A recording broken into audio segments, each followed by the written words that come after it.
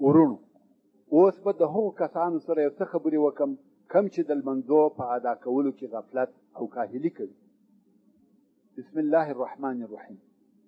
ای د الله جل جلاله بنده، ته فکر وکړه او ته در په یاد کړه چې ته به یوه ورځ د الله عز وجل په حضور کې د دې دپاره ودرېږې چې د هغه خیر او شر حساب ورکې کوم چې تا په دې دنیا کې د هغو عمل کړی دی او تا تر خپل ځان د مخه لیږلي دي او ستا په لاس کې به ستا هغه عملنامه وي چې نه کوچنی او نه لوی شی بې لیکلو او بې حسابه پرې ایښی دي.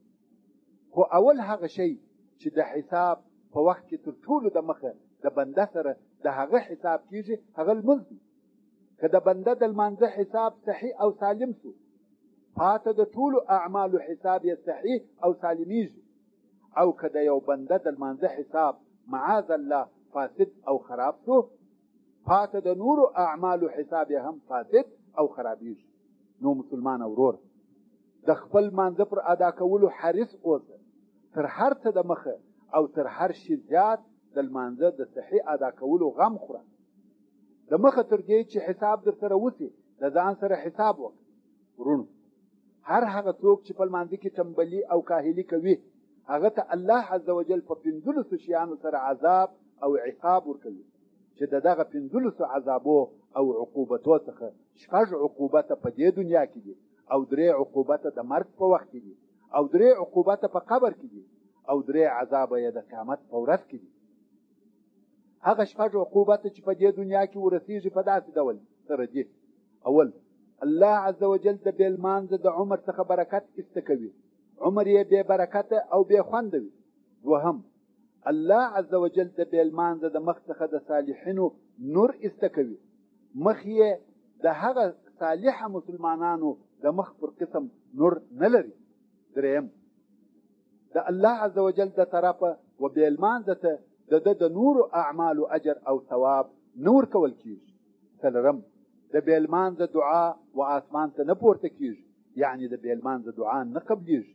پنځم، بې لمانځه د خلقو نه خوښیږي، خلق یې خوښ نه لري، یعنی په دې دنیا کې د خلقو بد ځینې راځي. شپږم، د صالحه خلقو په دعا کې برخه نه لري، یعنی کم ښه خلق چې عامو مسلمانانو ته د خیر دعا کوي، بې لمانځه د هغو د دعاو څخه وتلی دي.